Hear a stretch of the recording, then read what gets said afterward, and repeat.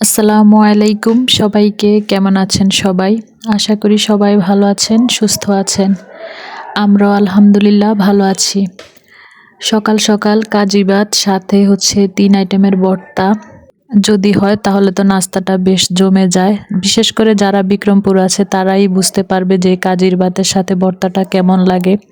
কারণ এই বিক্রমপুরে কিন্তু বেশিরভাগ কাজির ভাত খাওয়া হয়। আগে কিন্তু এই কাজির ভাত চিনতামও না, খেতামও না আমরা। আমাদের কুমিল্লাতে কিন্তু এভাবে কেউ খায় না। যাই হোক, সকাল সকাল সবাইকে নিয়ে বিশেষ করে দেখা গেছে যে আমরা যদি বুয়া রান্না করি বা খিচুড়ি, তারপরে কাজির ভাত, এগুলা রান্না করলে কিন্তু একসাথে খেতে কিন্তু বেশি মজা। একা একা খেতে কিন্তু ভালো লাগে না। আর বিশেষ করে কাজির ভাত রান্না করলে কিন্তু সবাই মিলে খাওয়া হয়। আমার অনেক ব্লগে আপনারা দেখতে পারবেন যে এসব খাবার কিন্তু আমরা সবাই মিলে খেয়ে থাকি। তো সকালটা তো খুব ভালোই কাটলো। আর গতকাল এত পরিমাণ ব্যস্ত ছিলাম যে ভয়েস ছাড়া ছোট্ট একটা ব্লগের আপনাদের কাছে আর কি শেয়ার করেছি। আর কারো ভিডিও দেখতে পারি নাই। তো কেন দেখতে পারি নাই অবশ্যই জানতে পারবেন। তো এদিক দিয়ে আর কি বাসুরের মেয়ে চলে যাবে। ব্যস্ততার কারণে আসলে এই যে ধনিয়া পাতা, লাউ শাক, তারপর সর্ষা শাক, এগুলা যে তুলে আনা হয়েছে ভিডিও করতেও পারি নাই। তো ভিডিও করা হলে কিন্তু আপনারা হয়তো দেখে আর কি একটু আনন্দ পেতেন, কারণ দুনিয়া ক্ষেতটা অনেক বড়। চেষ্টা করবো আপনাদের কাছে শেয়ার করার জন্য।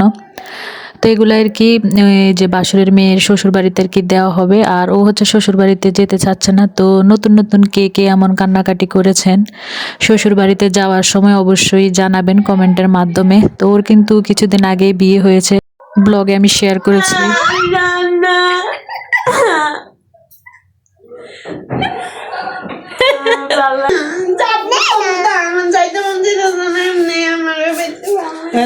জন্মদিন তুই যদি কান্দা তুমি বিয়ে সামনে বিয়ে করছো, তুমি বিয়ে দূরে আমি আমার তো বাপ মা আমি কি প্রেম করে বিয়ে করছি?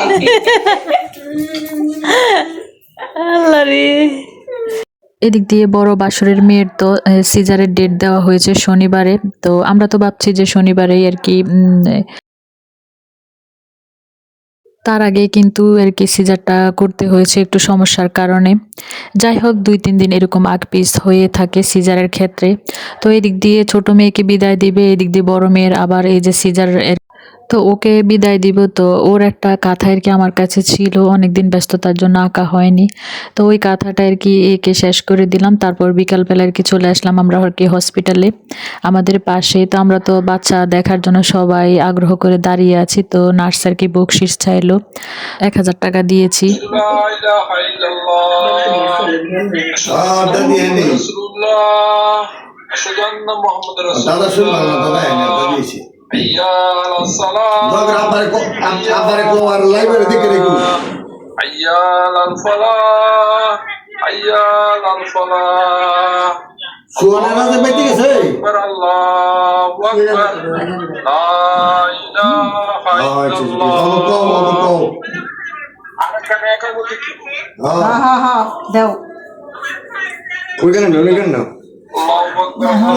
সমস্যা